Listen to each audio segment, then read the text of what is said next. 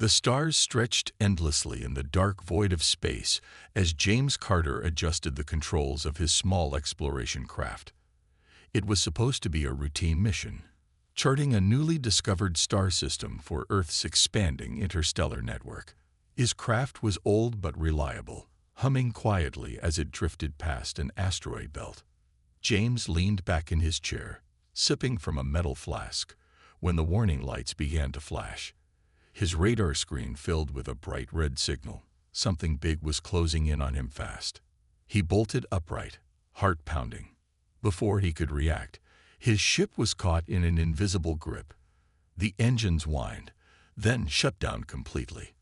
A tractor beam, he realized, dragging him toward the massive alien vessel now blocking out the stars. The ship was sleek, its surface shimmering faintly under the system's dim sunlight. It was unlike anything James had ever seen. Unidentified vessel, a voice boomed through his speakers, smooth yet commanding. Surrender your ship and prepare to be boarded. James swallowed hard, his mind racing. He had no weapons, no backup, and no chance against a ship of that size. His hands hovered over the controls, considering his options, but there was no escape. The tractor beam pulled him into the alien ship's docking bay. The hiss of pressurized air signaled the seal around his craft. Moments later, his cockpit door was forced open, and a group of tall figures stepped inside. Their pale blue skin and silver uniforms shimmered in the light. They moved with precision, their glowing eyes fixed on him. "Stand," one of them ordered, pointing a sleek metallic weapon at him. James complied, his hands raised. "I mean no harm. I'm just an explorer," he said, his voice calm despite the fear gnawing at his chest. The soldiers didn't respond. Instead, they escorted him out of his ship and into the vast corridors of the alien vessel.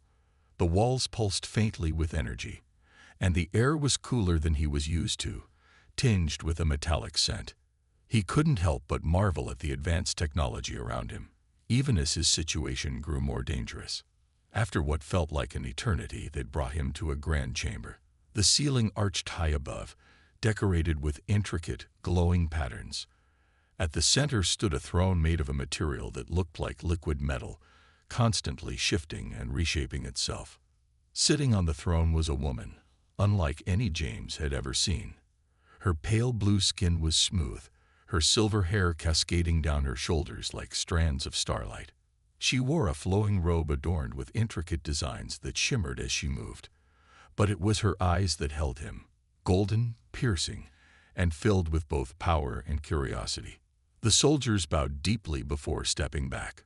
James was left standing alone, feeling small and exposed under her gaze. "I am Lyra Zalen," she said, her voice firm yet melodic, "Empress in waiting of the Zarin Empire." James said nothing, his throat dry. Lyra stood, descending the steps of her throne with a regal grace.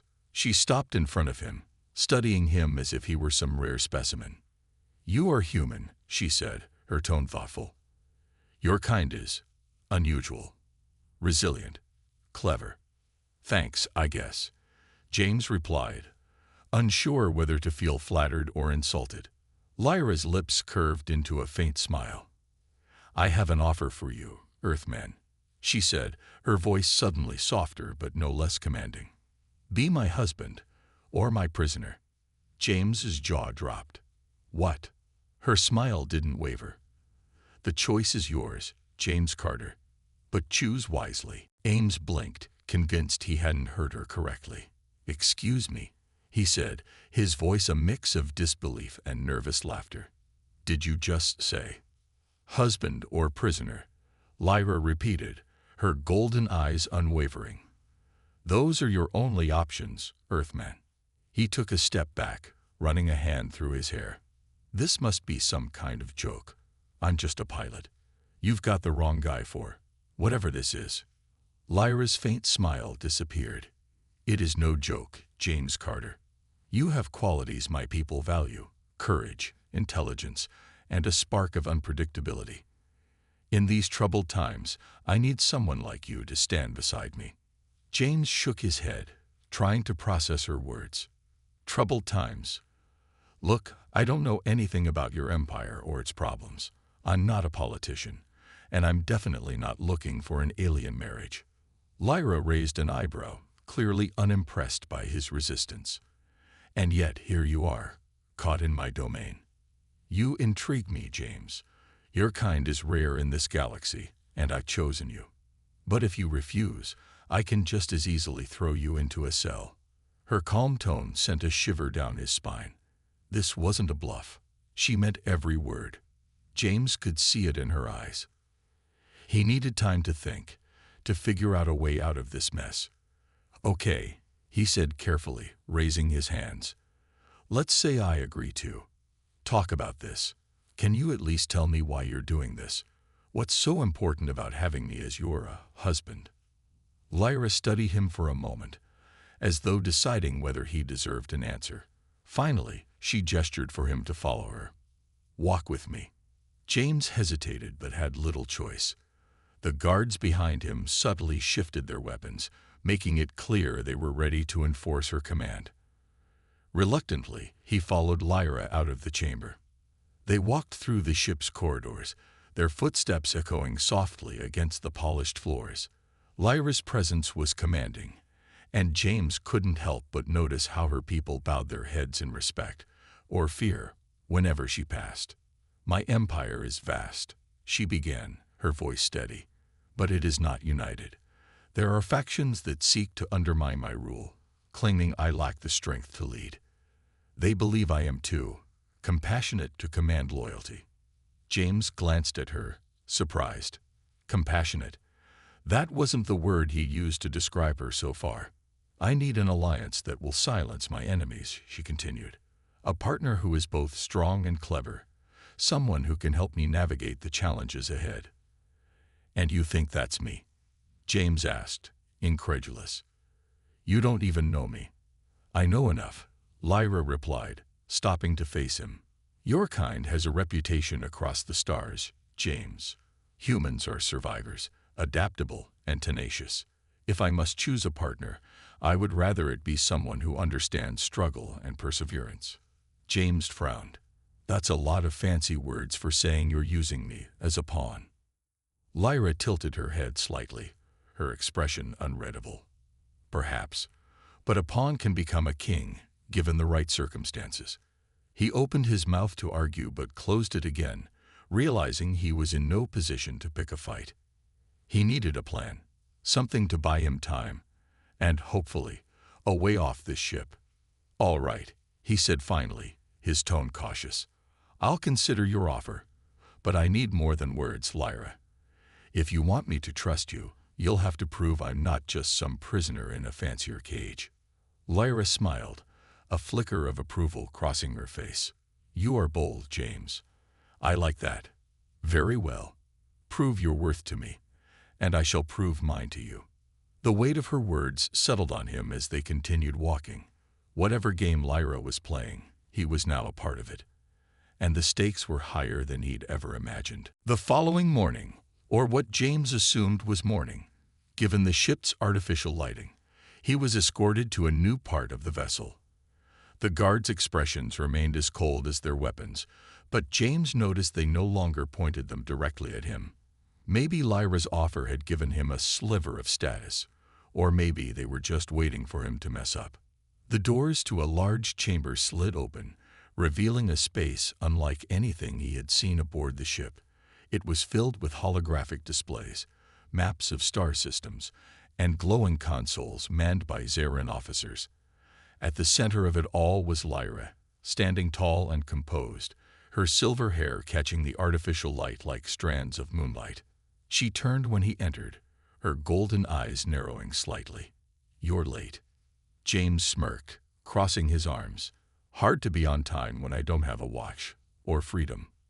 Lyra's lips twitched in what might have been amusement, but her tone remained sharp. You'll find that excuses hold little weight in my court. Before James could fire back, she gestured for him to join her at a nearby console. As he approached, he noticed the projection of a massive asteroid belt, with several marked routes weaving through it. This is the Denari Belt, Lyra explained, a critical trade route for my empire. Recently, it has been plagued by attacks from a rogue faction. They've ambushed supply ships, stolen resources, and left my people vulnerable. James nodded slowly, unsure where this was going. Sounds rough, but what does this have to do with me? Lyra turned to him, her gaze steady. You're going to help me fix it. He blinked. Me? I'm a pilot, not a strategist. Exactly, she said. You think differently from my advisors, and that's what I need. Humans are known for finding solutions others overlook. Prove to me you can do that, and I'll know you're worth keeping. James let out a dry laugh. So, no pressure. Ignoring his sarcasm, Lyra pressed a button, and the hologram zoomed in on a specific section of the belt. This is where we believe the next attack will occur. You'll join a scouting mission to intercept the raiders. The goal is to capture one of their ships intact. Capture? James frowned. That sounds like a job for your soldiers, not me. You'll be accompanied by a team, she said, but their success depends on your ability to navigate the asteroid field and outmaneuver the enemy. If you fail, there will be no second chances. James hesitated, his mind racing. This was a test, no doubt about it. If he succeeded, it might give him some leverage in this strange arrangement. But if he failed, he wouldn't just be a prisoner. He might not survive at all. Fine, he said finally. I'll do it. But if I pull this off, you owe me some answers. Lyra's eyes glinted with approval. Agreed. An hour later, James found himself in the cockpit of a sleek Zarin scout ship. The controls were more advanced than anything he'd flown on Earth, but he quickly adapted, his instincts taking over. Beside him sat Narek, a young Zarin engineer assigned to assist him. The alien's nervous energy was obvious, his hands fidgeting with a device on his lap. You've done this before, right? Narek asked, his voice tinged with doubt. James gave him a wry grin. Flying through dangerous places. Yeah, getting shot at by rogue factions. That's new. The ship launched smoothly, and soon they were weaving through the dense asteroid field. The view was breathtaking. Giant rocks spinning lazily in the void, illuminated by the light of a distant star. But James had no time to admire the scenery. The sensors beeped, indicating multiple ships closing in. They're here, Narek said, his voice trembling. Buckle up, James replied, gripping the controls. This is where the fun begins. As the enemy ships came into view, James's heart raced. The raiders were fast and agile, their ships darting between the asteroids like predators. But James had faced challenges before, and if there was one thing he knew, it was how to survive when the odds were stacked against him.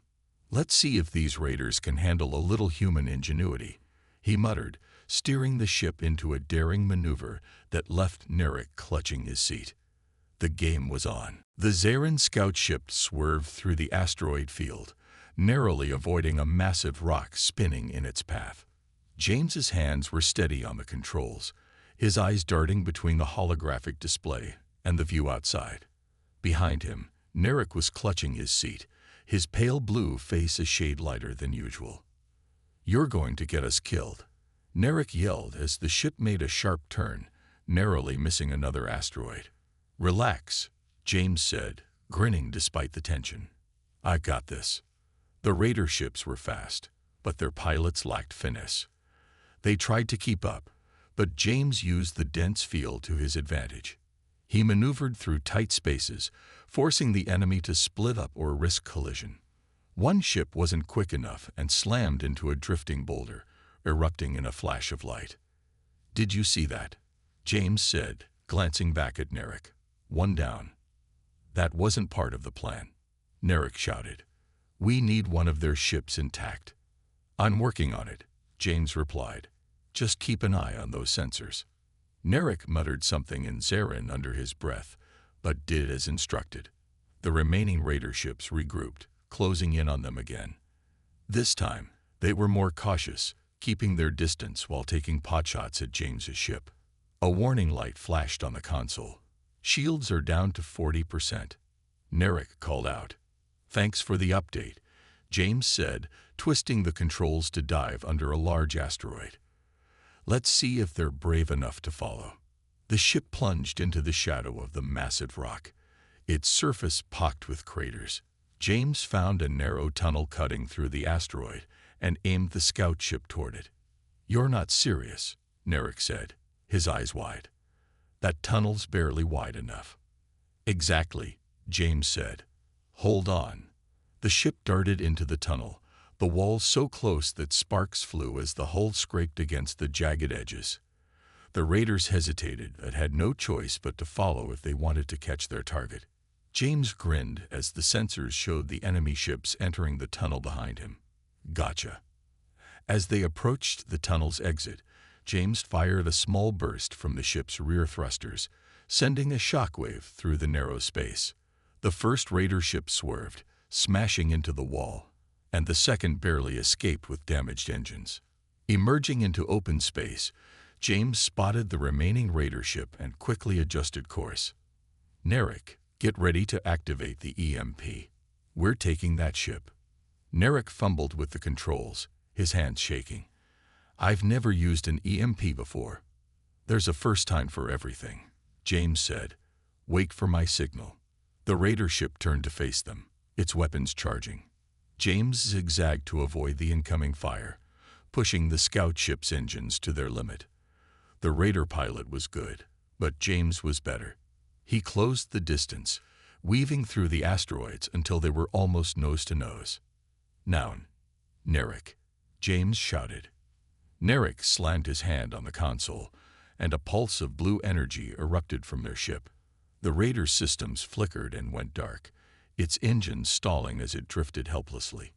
James let out a breath he hadn't realized he was holding. We did it. The Zarin comms crackled to life as Lyra's voice came through. Impressive, James. I didn't think you'd succeed. James smirked, leaning back in his seat. You should have more faith in your new partner. Lyra's tone was cool but approving. Bring the captured ship back to the docking bay. We have much to discuss. James glanced at Narek, who was slumped in his seat, looking like he'd aged a decade. Cheer up, buddy. We're still alive. For now, Narek muttered, but there was a hint of a smile on his face. As they set course back to the Zarin ship, James couldn't help but wonder what Lyra's next test would be, and if he'd survive it. The captured raider ship was docked in the Zarin vessel's hangar, surrounded by armed guards and engineers inspecting its damaged systems. James stepped off his scout ship, still catching his breath after the wild chase through the asteroid field. Narek followed, muttering complaints under his breath about near-death experiences. Waiting for them was Lyra, standing with her usual calm authority. Her golden eyes flicked over James, and for a moment, he thought he saw a flicker of approval. You delivered, she said, her tone neutral. I expected you to fail. James raised an eyebrow, a smirk forming on his lips. Glad to know you had so much faith in me. Lyra's lips twitched, but she didn't respond to his sarcasm. Instead, she turned her attention to the raider ship. My engineers will extract any valuable data from their systems, but what I need now is information from the pilot. James frowned, glancing at the guards leading a shackled raider out of the ship. The alien was lean and wiry, with dark, scaled skin and piercing yellow eyes. Despite his restraints, he carried himself with defiance, his gaze darting around the hangar. You're going to interrogate him? James asked, his voice cautious. Lyra nodded. This rogue faction has been a thorn in my side for too long. Their attacks are coordinated, and I need to know who's leading them.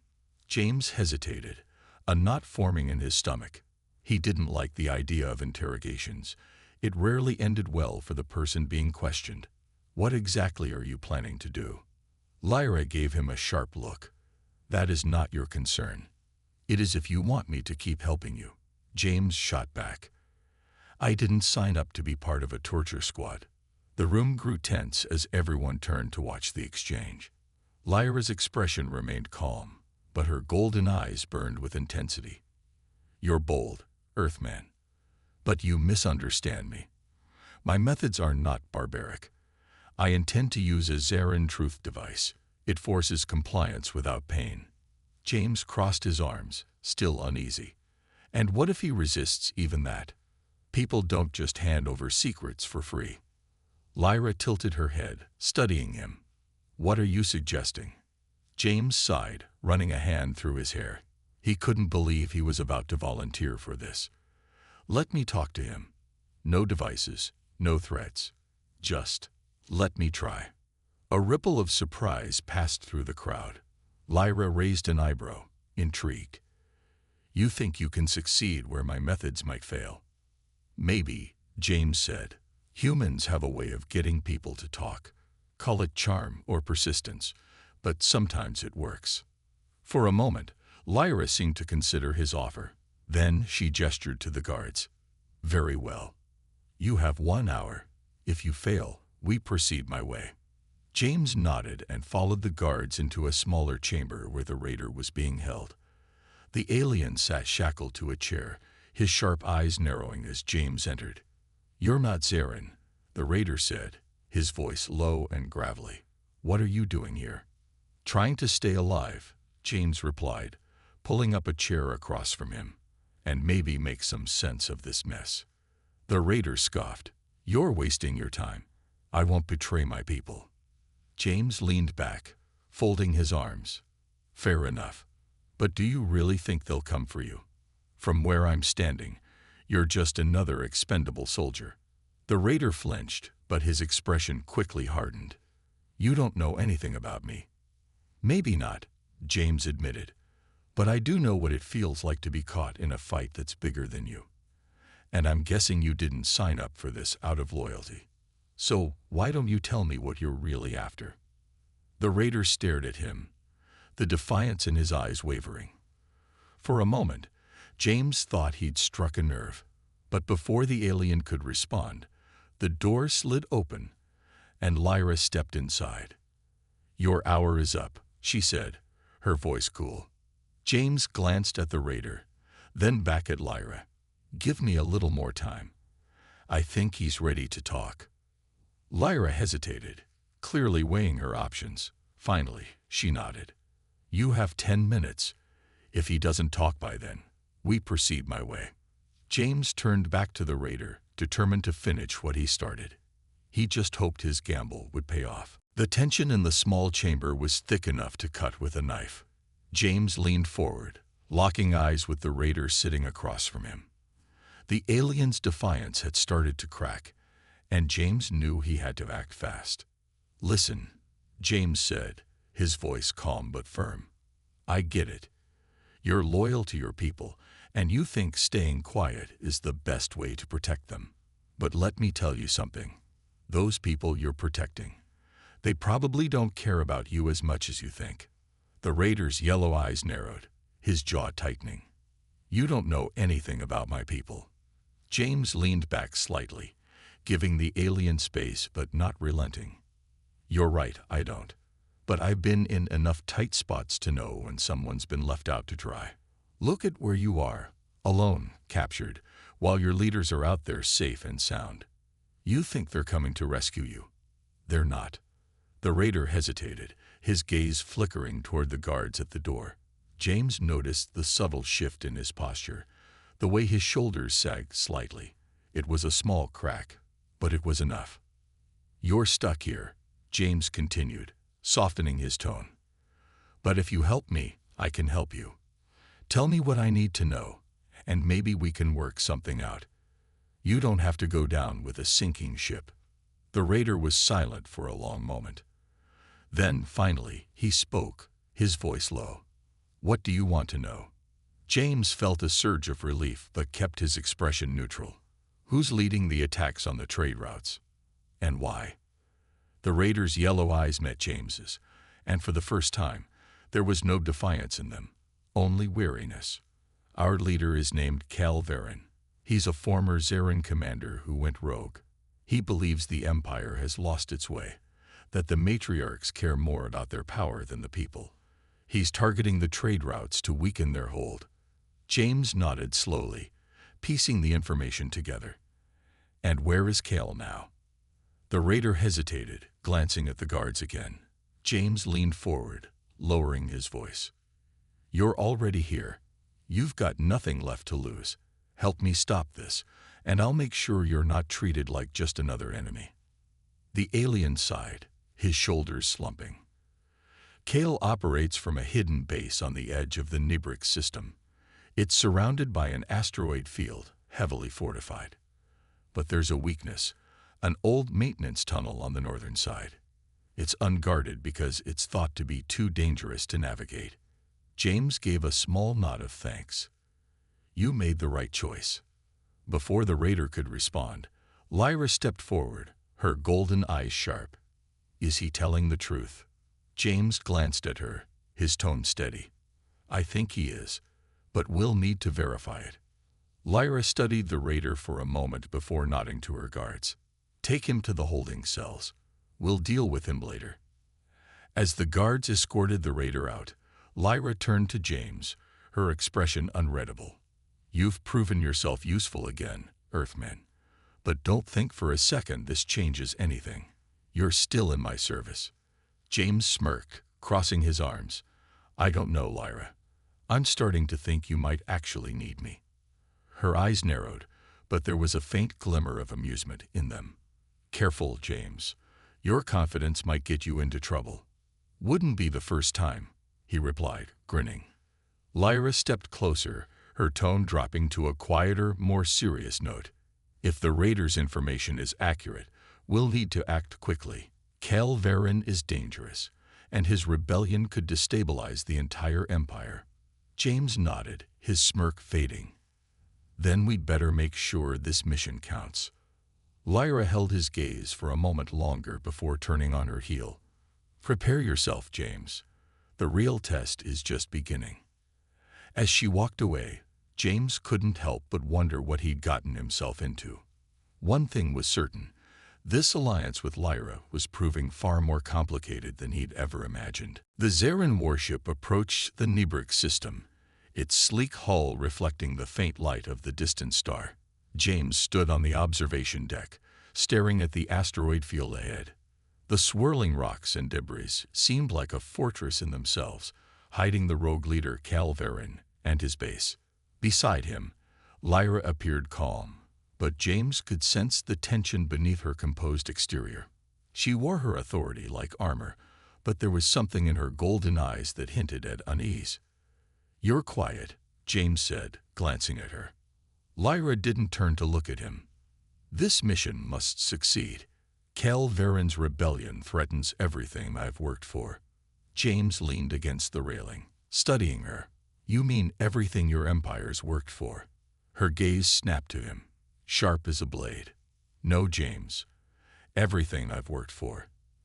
The Zarin Empire isn't a monolith. It's a fractured, fragile network of alliances and rivalries. Cal's attacks have emboldened those who would see me fail. James nodded slowly, understanding the weight of her words. So this isn't just about stopping a rebellion. It's about proving you're strong enough to lead. Lyra's expression softened, but only slightly. Strength is not enough. Leadership requires more than power. It requires trust. And trust is something I can't afford to give lightly. James didn't reply. Instead, he turned his attention back to the asteroid field. He wasn't sure if he trusted Lyra either, but he knew one thing. They were both stuck in this together. The plan was simple on paper.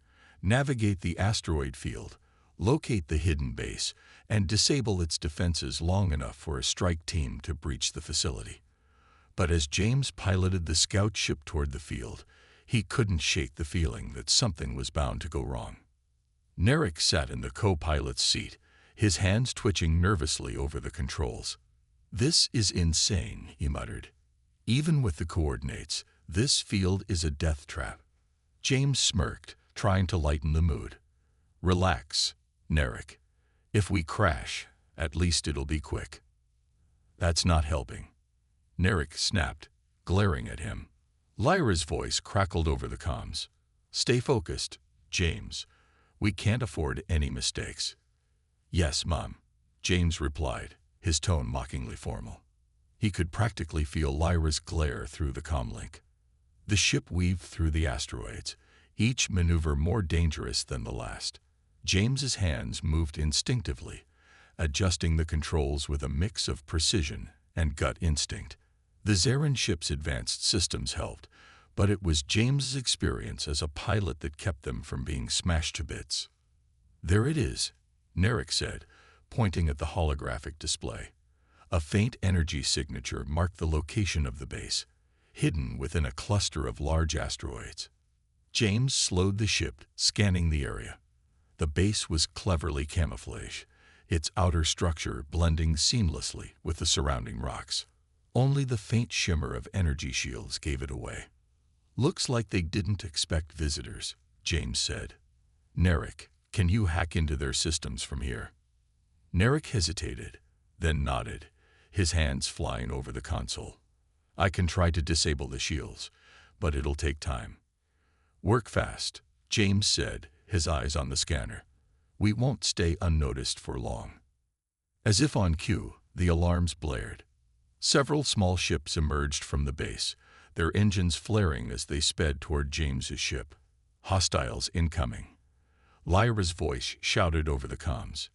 "James, hold them off while Narek works." "Of course," James muttered, gripping the controls. "Why do I always get the fun jobs?" The enemy ships opened fire, bright streaks of energy lighting up the dark void. James pushed the scout ship into a series of evasive maneuvers, dodging and weaving through the asteroids. It was a dangerous game of cat and mouse, and one wrong move could mean disaster. "How's it going, Narek?" James shouted, narrowly avoiding a burst of fire. "Almost there," Narek yelled, sweat dripping down his temples. "Just keep them off us a little longer." James gritted his teeth, pulling the ship into a sharp dive that sent one of the enemy ships crashing into an asteroid. The others adjusted, but James was already a step ahead, using the terrain to his advantage. Finally, Narek let out a triumphant cry. "Got it. The shields are down." "Good," James said, spinning the ship toward the base. "Lyra, the path is clear. It's all yours." "Excellent work," Lyra replied. "Prepare for extraction. We're moving in." As the strike team advanced, James couldn't help but feel a flicker of hope. They'd made it this far, but the hardest part was still ahead. The Zarin strike team moved swiftly, their movements synchronized like a well-practiced dance. James watched from the cockpit as the soldiers disembarked their transport ships and entered the now exposed base. He leaned back in his seat, breathing heavily from the earlier chase. Beside him, Narek slumped in exhaustion, the stress of hacking into the base's defenses having taken its toll. "Think they've got this?" Narek asked, his voice shaky. "They'd better," James replied, scanning the monitors. "We just handed them the keys. If they mess this up, we're all toast." The comm crackled as Lyra's voice came through, steady and calm. "James, stand by for further instructions. The strike team is engaging the enemy inside the base." James couldn't help but smirk. "Still ordering me around, huh? Thought we were partners now." There was a pause, and then, to his surprise, Lyra's tone softened. "You've proven yourself useful, James, but don't mistake this for equality. My empire is still at stake." "Noted," James said, shaking his head with a grin. "Good luck in there." Inside the base, the situation was anything but calm.